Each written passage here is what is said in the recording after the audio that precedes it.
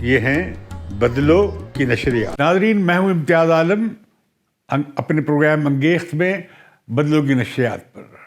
آج ہمارا موضوع ہے، ایک طرف عمران خان حکومت نے اپنے وزراء کی کارکردگی پر انعامات دیے ہیں، ایوارڈز دیے ہیں، اور دوسری طرف اپوزیشن تیاریاں کر چکی ہے، آخری مراحل میں ہیں اپوزیشن کی تیاریاں، ان کے بقول اور ان کے دعوے کے مطابق عدم اعتماد کی۔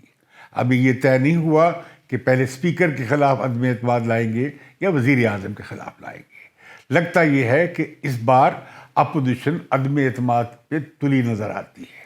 جو عمران خان، وزیر اعظم عمران خان نے جو کہا ہے وہ بڑا ہی ان کا اپنی خود تعسفانہ بیان ہے۔ ان کا کہنا ہے کہ اگر میرے وزیر کام ہی نہیں کریں گے تو میں کیا کروں گا۔ انہوں نے یہ بھی کہا کہ میں سمجھا تھا کہ بس 2-4 انقلابی قدم اٹھاؤں گا اور یہ ساری کرپشن کو میں ختم کر دوں گا، لیکن ایسا نہ ہوا، سسٹم نے ساتھ نہ دیا۔ اب وہ سسٹم کو مورد الزام ٹھہرا رہے ہیں جس سسٹم کی اصلاحات کا انہوں نے ٹھیکہ یا دعویٰ کیا تھا۔ اب ان کی وزراء میں جو کارکردگی میں جو سب سے اول آئے ہیں وہ ان کے چہیتے نوجوان وزیر مراد سعید ہیں، جو کمیونیکیشن کے وزیر ہیں۔ مجھے بڑی حیرانگی ہوئی کہ ان کی کابینہ کے وزراء میں جو سب سے بد زبان سمجھے جاتے ہیں اور سب سے زیادہ تیکھی باتیں کرنے والے وزیر جو ہیں، جن کی صلاحیتوں پہ لوگوں کو زیادہ کوئی یقین نہیں ہے، وہ اول رہے ہیں۔ البتہ ثانیہ نشتر جو ہیں، جو ان کے انسانی ترقی کے حوالے سے اور غربت کے خاتمے کے حوالے سے جو احساس پروگرام ہے، میں سمجھتا ہوں کہ ان کی توصیف یا تعریف دوسرے نمبر پہ جو دی گئی ہے، میں سمجھتا ہوں کہ ان کی پرفارمنس اس حکومت میں بیسٹ رہی ہے۔ لیکن اس حکومت میں جو بڑے وزیر ہیں یا محکمے ہیں، جیسے وزارت خزانہ ہے، ہمارے وزیر خزانہ ترین صاحب 10 میں نہیں آئے، اور تحریک انصاف کے وائس پریزیڈنٹ اور وزارت عظمیٰ کے پوٹینشیل امیدوار اور وزیر خارجہ جناب شاہ محمود قریشی صاحب بھی 10 لوگوں میں نہیں آئے۔ انہوں نے بڑا احتجاج کیا ہے اور سوال کیا ہے وزیر اعظم کے مشیر کی، جنہوں نے یہ ایویلیویشن کی ہیں کہ وہ کیا پیمانہ ہے جس پہ یہ پرفارمنس یا کارکردگی کی گئی ہے۔ اس میں وزیر دفاع کا نام بھی نہیں ہے، البتہ نیشنل سیکیورٹی ایڈوائزر کا نام ضرور ہے۔ ان کی جو ایک رپورٹ وہ بنا پائے ہیں سیکیورٹی پالیسی کے باعث۔ وزارت صنعت کو بھی دیا گیا ہے، اس میں وزیر صنعت کا کیا کمال تھا، لیکن توانائی کے وزیر ہوں، معاشیات کے وزیر ہوں، خارجہ امور کے وزیر ہوں، وزیر دفاع ہوں، اور اس طرح دیگر جو ہے، جیسے ریلوے کا محکمہ ہے، کمیونیکیشن کا محکمہ ہے، جیسے یہ انفارمیشن کا محکمہ ہے، یا یہ کہ آپ دیکھیں کہ انفارمیشن ٹیکنالوجی کے حوالے سے جو محکمہ ہے، وزارت ہے، ان کے وزراء کی کارکردگی اس قابل نہیں تھی کہ عمران خان انہیں کوئی انعام سے نواز سکتے۔ خود وزیر اعظم کے پاس بھی جو محکمے ہیں اور ان کی کارکردگی بھی اس بات کی ان وزیر اعظم کی توجہ کا یا انعام کے قابل نہیں ٹھہری۔ تو مجھے بڑی ہمدردی ہے اپنے دوست فواد چودھری صاحب سے کہ ان کا نام تو کہیں آیا ہی نہیں ہے، حالانکہ وہ صبح و شام اس حکومت کی اس کے چہرے سے دھول اتارنے میں اور اپوزیشن کے چہرے پہ دھول ڈالنے میں بہت مصروف رہتے ہیں۔ اب وزیر اعظم کی جب اپنی ہی حکومت کی کارکردگی پہ اتنی مایوس کن رپورٹ ان کے زیادہ تر محکموں کے حوالے سے آئی ہے، تو یہ ایک طرح سے 3.5 سال گزرنے پر وزیر اعظم کا اپنی کارکردگی کی ناکامی کا اعتراف ہے۔ اس کے پس منظر میں جو اس سے زیادہ اہم بات ہے وہ اب پاکستان کی جمہوریت کے بارے میں اب اکانومسٹ کا انٹیلیجنس یونٹ کا ایک جمہوریت کا ذائچہ یا انڈیکس ہوتا ہے جو سامنے آیا ہے۔ پاکستان کا دنیا میں جمہوریت میں 104 نمبر ہے۔ پاکستان کو فلاڈ ڈیموکریسیز یعنی نقائص والی جمہوریت کے ملکوں میں بھی شامل نہیں کیا گیا۔ پاکستان کو ہائیبرڈ ڈیموکریسی، ایک ایسی دوگلا نظام میں رکھا گیا ہے کیٹیگری میں، جہاں جمہوریت کم اور آمرانہ قوتوں کی حاکمیت زیادہ ہے، یا ایک دوگلا سا نظام ہے۔ اور ہمارے جو فریڈم ہاؤس کی جو ایویلیویشن ہے اس میں پاکستان کا سول لبرٹیز اور پولیٹیکل رائٹس اور سول لبرٹیز میں پاکستان کی پوزیشن بہت خراب دکھائی گئی ہے۔ 40 میں سے 15 نمبر ملے ہیں سیاسی حقوق میں، اور سول لبرٹیز میں 60 میں سے 22۔ اور جو ہماری میڈیا کی آزادی کے حوالے سے بات ہے، وہ تو پاکستان بہت ہی نیچے ہے دنیا کے 180 ممالک میں، غالباً 145واں نمبر ہے، یہ کیا ہے۔ تو جمہوریت کی ہمارے ملک میں جو حالت خستہ ہے وہ اس سے ظاہر ہے۔ لیکن ہم دیکھتے ہیں کہ ایسے لوگ جو جمہوریت کی قبر کھودنے میں صبح شام ٹیلی ویژن پہ لگے رہتے ہیں، جس میں میرے کچھ رپورٹ کارڈ کے ساتھی بھی ابھی تک وہ اسی طرح کا بہت کچھ ساتھی ابھی تک جمہوریت کشی میں لگے ہیں۔ اس بنیاد پر نہیں کہ جمہوریت پسند ہے، اس لیے کہ جمہوریت ہی کے اتنے خلاف ہے، اور جو تھوڑی بہت یہاں پہ جمہوریت کا آنے کا امکان بھی ہے وہ اس کے خلاف صبح شام لگے رہتے ہیں۔ لیکن جو بڑی بات ہے وہ یہ ہے کہ آج گزشتہ رات مولانا فضل الرحمان کی ملاقات ہوئی ہے پی ایم ایل این کے صدر جناب شہباز شریف کے ساتھ، اور جس میں کہ مریم نواز بھی شریک ہوئیں، اور جس میں نواز شریف صاحب نے بھی بات چیت کی ویڈیو چینل کے ذریعے اس میں شریک ہوئے۔ اس میں لگتا ہے کہ اب اپوزیشن کی تمام قیادت، وہ جو کسی طرح کا اسٹیبلشمنٹ کے ساتھ ناطہ نہیں جوڑنا چاہتے تھے اور نہ اسٹیبلشمنٹ کی سیاست کا حصہ بننا چاہتے تھے، جن میں مولانا فضل الرحمان اور خود میاں نواز شریف اور مریم نواز شامل ہیں، وہ بھی اب نظر آتا ہے کہ زرداری صاحب کی اور شہباز شریف صاحب کی لائن پر واپس آ گئے ہیں۔ میں حیران ہوا جب مریم نواز نے اپنی پارٹی کے اندرونی اختلافات کے حوالے سے بات کرتے ہوئے کہا کہ طریقہ کار پہ اختلاف تھا، ووٹ کو عزت دو کے نعرے پہ اختلاف نہیں تھا، طریقہ کار پہ اختلاف تھا۔ میں سمجھتا ہوں کہ طریقہ کار کا اختلاف نہیں ہے، پوری حکمت عملی کا اختلاف ہے۔ اب پوری پی ڈی ایم اور پیپلز پارٹی اس طرف آ گئی ہیں کہ جو کھیل اسٹیبلشمنٹ نے ان دو بڑی پارٹیوں کے خلاف گزشتہ 10 سالوں میں کھیلا، اب وہ کھیل، اور عمران خان اس کھیل کا حصہ بنے، خاص طور پر پچھلی نواز شریف حکومت کے خلاف،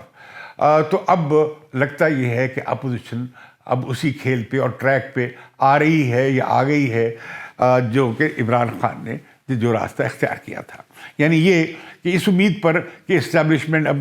پیچھے ہٹ جائے گی، نیوٹرل ہو جائے گی، اور انہیں سپیس دے گی، جگہ دے گی کہ وہ عمران خان کی حکومت کو چلتا کرے۔ اس میں بہت سارے اصولی مسئلے بھی آتے ہیں کہ پھر عمران خان کی اسٹیبلشمنٹ کے ساتھ مل کر سلیکٹڈ بننے کی سیاست، اور خود پی ڈی ایم کی سیاست جس کا کہ ڈائریکشن طے کیا تھا اس کے ایجنڈے نے، جو کہ ظاہر ہے کہ پیپلز پارٹی کی دعوت پہ بنائی گئی تھی، اور نواز شریف صاحب نے اور مولانا فضل الرحمان نے کہ ہم کسی صورت میں اسٹیبلشمنٹ کے سہاروں سے یا ان کی بیساکھیوں پہ سیاست نہیں کریں گے، اور اسٹیبلشمنٹ کا یا ملٹری اسٹیبلشمنٹ کا سیاست سے کوئی تعلق نہیں ہونا چاہیے۔ اب اس بنیاد پر اب یہ بھی باتیں ہو رہی ہیں کہ ابھی ان دنوں میں کہیں یہ نہ ہو جائے کہ چیف آف آرمی اسٹاف کی اپائنٹمنٹ کے حوالے سے وزیر اعظم کو بڑا فیصلہ کر بیٹھیں۔ یہ افواہیں ہیں، میں اس کے بارے میں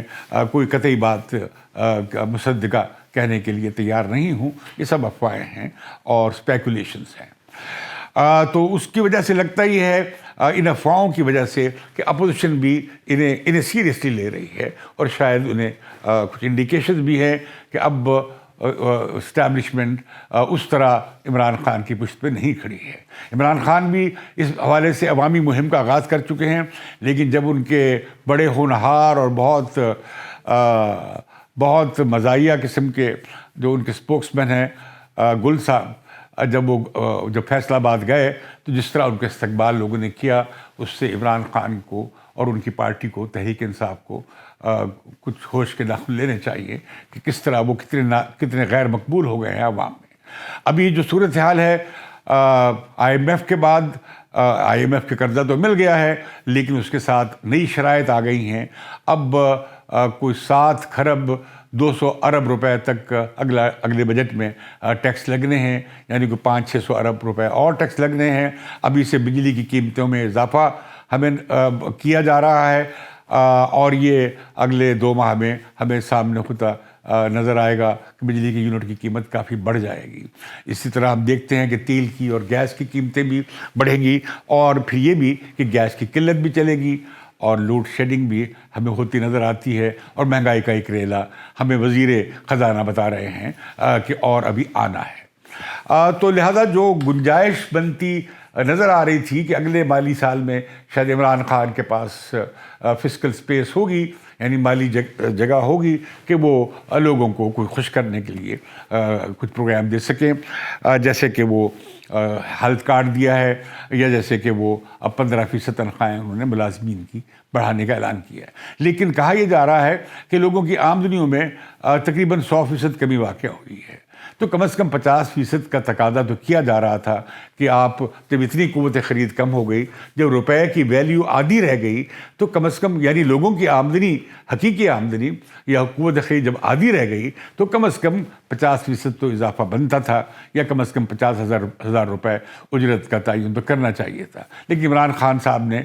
درخواست کی سرمایہ داروں سے کہ آپ خوب مال بنا رہے ہیں، اس میں سے کچھ مزدوروں کی تنخواہ میں بھی آپ غور کریں، بڑی انہوں نے شستہ سی درخواست کی۔ تو ابھی میں پھر آتا ہوں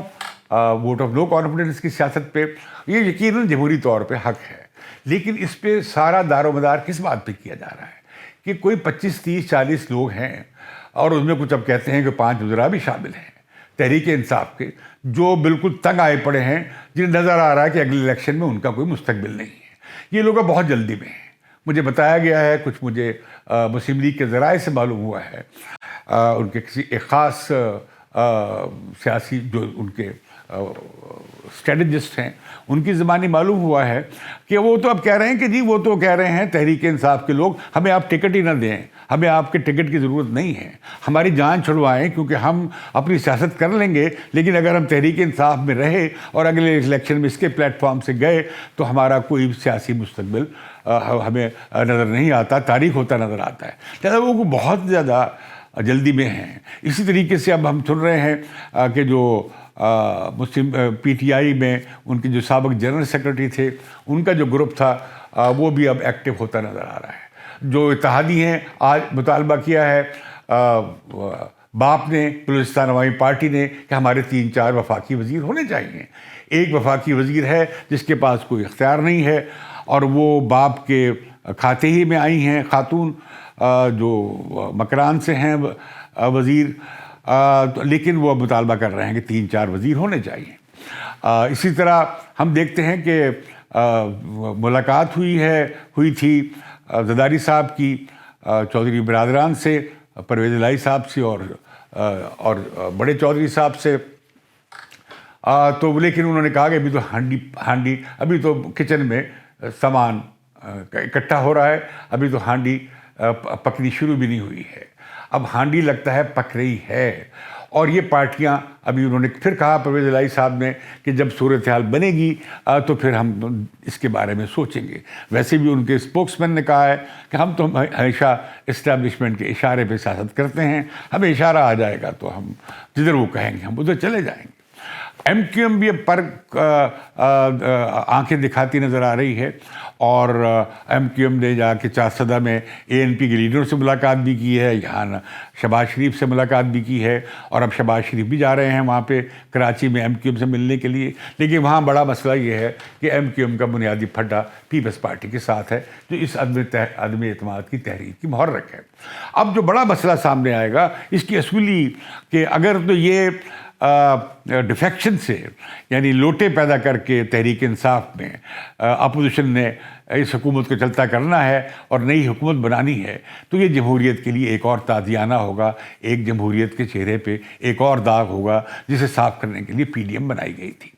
دوسری بات یہ آئے گی کہ اس کے بعد پھر کیا ہوگا، کون وزیر اعظم بنے گا، کابینہ کیسے بنے گی، وہ کولیشن کیا ہوگی، اس کا مینڈیٹ کتنا ہوگا، وہ کتنے عرصے کے لیے ہوگی، یہ سوالات ابھی طے نہیں ہوئے ہیں۔ اور یہ ایک مشکل قسم کی کولیشن میکنگ ہوگی. اور تیسری بات یہ ہے کہ وہ یہ جو سارا ملبہ جو اس وقت عمران خان پہ کر رہا ہے وہ ملبہ ان کے سر سے اتر جائے گا اور یہ سارا ملبہ ٹرانسفر ہو جائے گا اس حکومت پہ جو عمران خان کی حکومت کو فارغ کر کے لائی جا رہی ہے, یہ لائی جائے گی.